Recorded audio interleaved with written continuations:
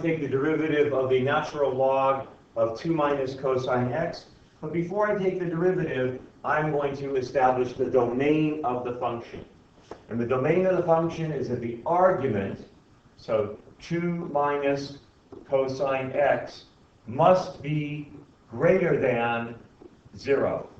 Arguments of logarithms always have to be greater than 0. So this is telling me that I can subtract 2 from both sides, so I get negative cosine x has to be greater than negative 2. And if I multiply both sides by negative 1, I get cosine x has to be less than positive 2. And I can really kind of stop right there because the maximum value of cosine x is 1. It can never be greater than 1. So cosine x is always going to be less than 2. So my domain is going to be negative infinity to infinity. At least that's the domain of my function. Let's find the derivative, and then we'll see what the domain of the derivative is.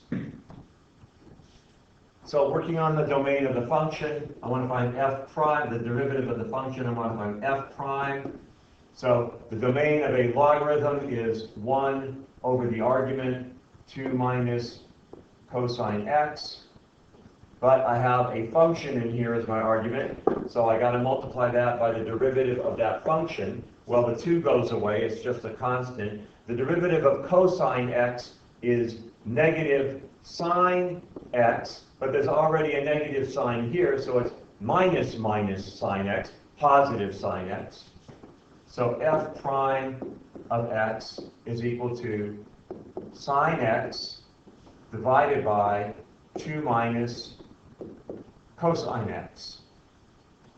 Just checking the domain of that, I know that my denominator cannot be equal to 0, so 2 minus cosine x cannot be equal to 0. Negative cosine x cannot be equal to negative 2.